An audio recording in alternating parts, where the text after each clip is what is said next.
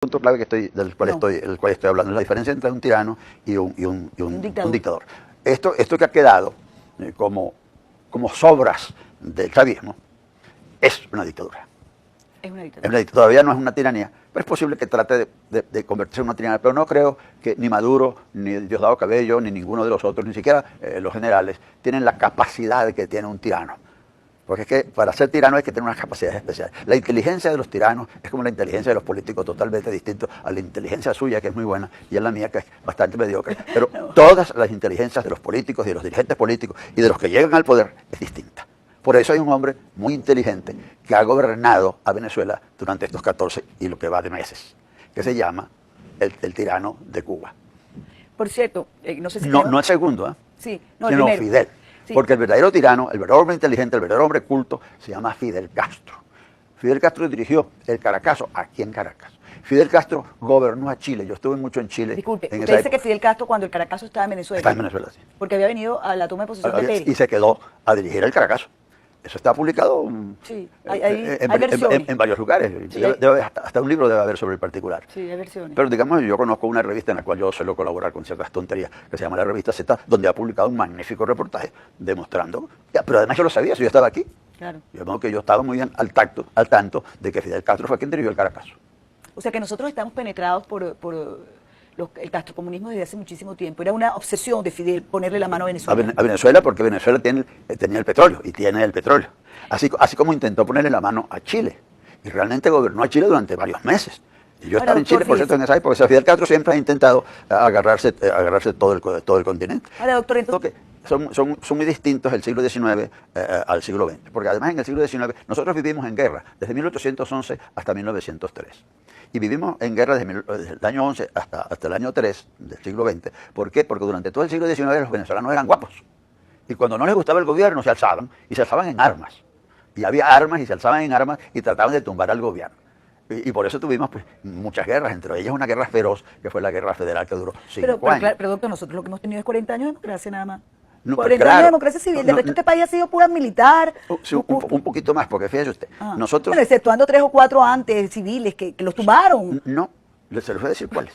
Los dos pedacitos de democracia que hemos tenido en Venezuela son estos. Desde 1936 hasta el 18 de octubre de 1945. Curiosamente con 2 militares. ¿Es verdad? Con Eleazar López Contreras, que fue el ministro de guerra de Juan Vicente Gómez, pero que cuando lo nombraron presidente de la República se quitó el uniforme y gobernó civilmente. Y además de eso, de los 7 años que le correspondían como presidente de la República, se quitó 2. De modo que el fundador de la democracia no es como dicen ciertos historiadores científicos y profesionales, como dicen ellos que son, que el fundador de la democracia fue Rómulo Betancourt. Rómulo Betancourt fue el que dio el primer golpe de Estado en el siglo XX, el 18 de octubre de 1945. Yo ya era un hombre y estaba allí. De modo que nosotros los venezolanos pues hemos tenido un largo espacio de dictaduras de muy diversa naturaleza.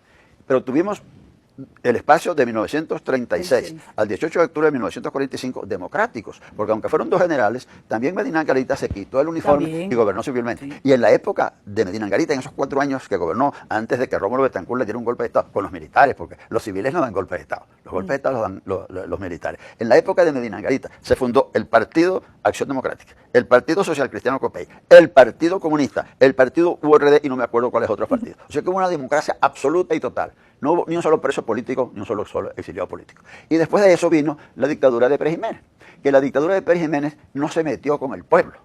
Ya se está reivindicando la dictadura de Pérez Jiménez por las construcciones que hizo. Todo lo que se está destruyendo, o lo que se destruyó en 14 años y continúa destruyéndose, las grandes autopistas y todas las obras públicas, esas se hicieron en la época de Pérez Jiménez. Cosa curiosa. Sí, Pérez Jiménez fue un dictador, pero un dictador que solamente se metió con los políticos, tampoco se metió con el pueblo.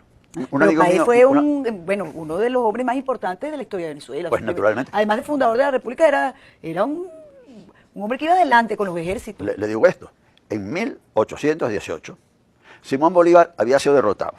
El año 14, el año 15, el año 16, el año 17 y el año 18. En cambio, José Antonio Páez había liberado todo el sur, lo que es el estado Apure y parte de otros estados vecinos al estado Apure. Estaba en el Hato de Cañafístola y tenía 3.000 hombres a caballo. Tenía 10.000 caballos de reserva y 20.000 cabezas de ganado para darle de comer al ejército. Y llegó Simón Bolívar acompañado por 4 o 5 oficiales a visitar a Páez. derrotado Simón Bolívar. Lo que pasa es que Páez reconoció que Simón Bolívar era más inteligente, que era más culto, que era un hombre distinto, con una cabeza política superior. Entonces, José Antonio Páez, en un acto de honradez política, lo reconoció como jefe. Así es. Pero nunca salió del país. Se quedó en Venezuela. Siguió peleando en Venezuela y fundó la República en 1830. De modo que Páez es uno de los grandes hombres que tenemos nosotros los venezolanos. Aquí le